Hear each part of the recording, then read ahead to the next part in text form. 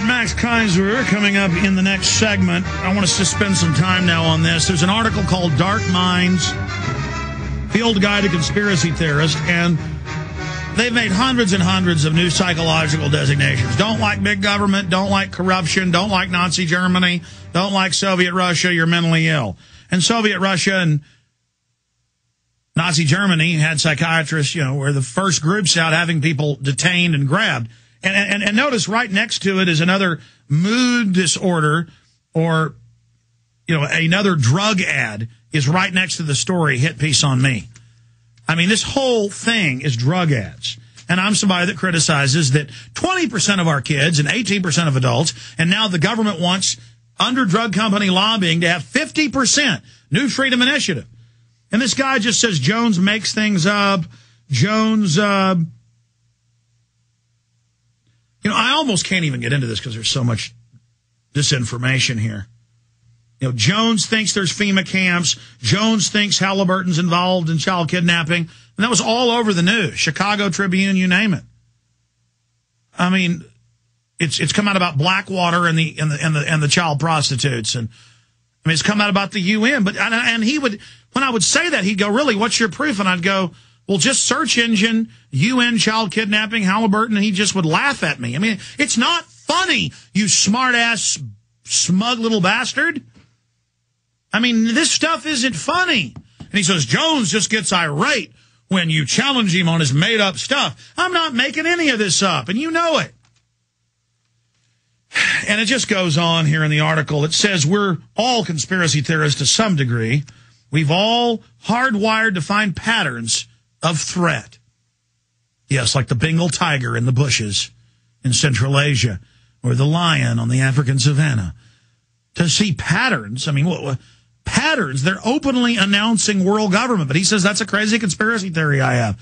They're openly announcing a new bank of the world to carry out global governance in Newsweek, Time Magazine, you name it. And he didn't. I sent him all this. He didn't want it.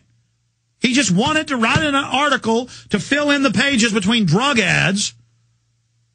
But the really sick part is the end where he says that I'm like basically calling for violence. But here we go. In his 1954 classic, The Paranoid Style in American Politics, historian Richard Hofstadter hypothesized that conspiracy thinking is fueled by underlying feelings of alienation and helplessness. Well, why do the police have hundreds of thousands of charges of conspiracy every year? Conspiracy just means two people get together and have an agreed-upon plan. Government and corporations don't do that? Recent research supports his theory. Oh, yes, from other psychologists.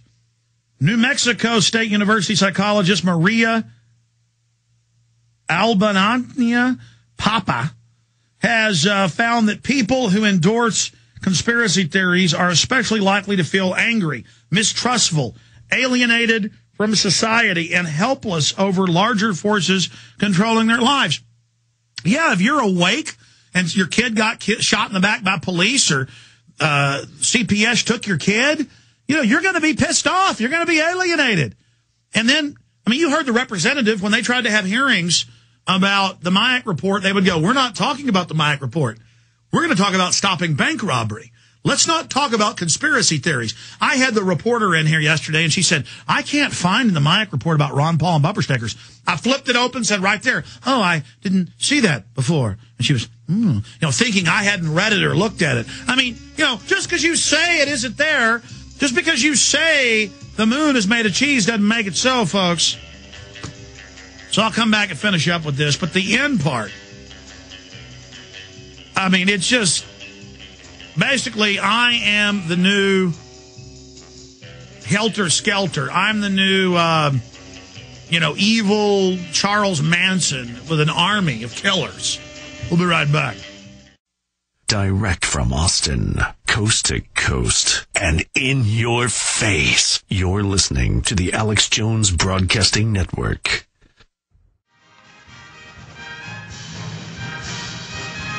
Tomorrow I'll do a more thorough debunking of this. But, I mean, there's really... really not much to say about this. I mean, it's a trashy article that just says I'm a liar and that I'm making stuff up. Historian Richard Hofstadter had a hypothesis that conspiracy thinking is fueled by underlying feelings of alienation. And it goes on to say, Jones insists he had a Leave It to Beaver childhood. Now, see, that's taken out of context. I said I had great parents that were like Leave It to Beaver parents and were really nice. Yes, how were your parents? Parents are really nice. Maybe a little too lenient sometimes, now that I'm a parent and look back on it. And just great parents. I had no idea how great my parents were. I've always talked about that. And it's just impossible to this guy that I had a great life. I mean, I grew up in a middle-class neighborhood on a golf course, and I, dated cheerleaders and just went on camping trips.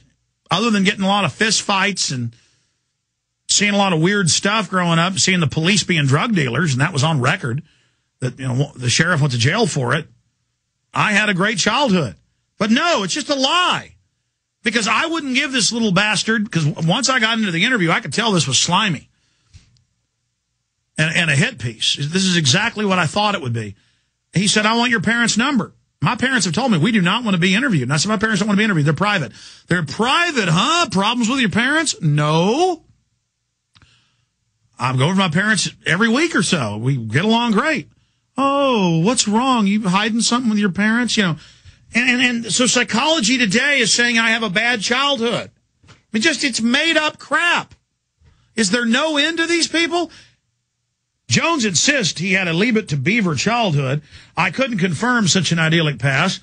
When I asked if I could interview his family or childhood friends, he insists his family were very private. I said they're very private. They don't want to talk to the media.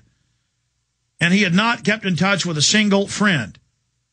No, I said, I know who some of my friends are, but they're like all off now with families. I haven't talked to some of them in years. One of my high school friends died. And he said, can I have their names and numbers? And I said, no, I'm not going to put my friends in a hit piece. He didn't put that in here, though. When I asked if I might look them up, he became irritated. He doubted he could spell their names. And besides, well, no, I was thinking of the Raisler brothers, who I was really good friends with in Austin, who I lifted weights with 3 days a week and went deep sea fishing with and camping. And one of them is an engineer. The other's in fact, let's look up online right now in front of everybody. Look up Nathan Raisler. It's spelled like Roachler, Raisler. And Roger Raisler was a UT football player. He was 2 years younger. I mean, here, let's look him up.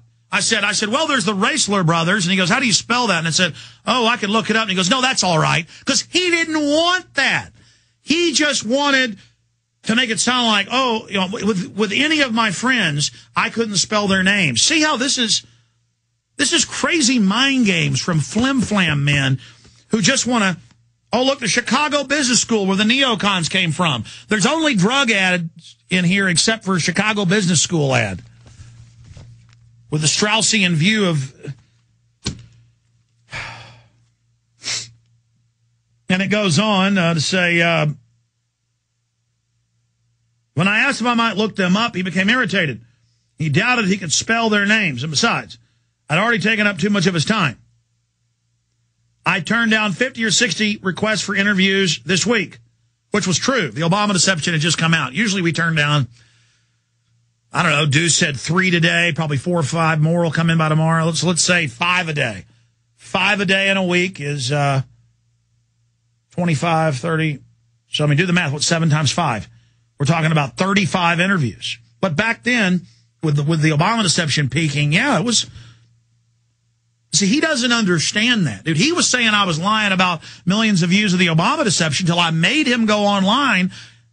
See, that's what I mean. I mean, it just, they constantly spew their propaganda, which always turns out to be bull. We tell the truth, and then we're getting attacked. Listen to this. The number sounded wildly inflated. He doubted he could spell their names. Besides, I'd already taken up too much of his time. I turned down 50 or 60 requests for interviews this week. He wanted me to know. The number sounded wildly inflated. Conspiracy theorists have a grandiose view of themselves as heroes, manning the barricades of civilization. At an urgent turning point in history, the psychologist held, Jones has a messiah complex. Black contends. Now, Black's the fake name of the pot-bellied Austin Chronicle guy who writes editorials saying that Centra isn't a foreign-owned company taking over Texas roads. Go to Centra. It's in Spanish. Centra is a Spanish company. But they don't care. They have such contempt for you, they will tell you it's American-owned. Black contends that I have a messiah complex. Grandiosity is one of the defenses against underlying feelings of powerlessness.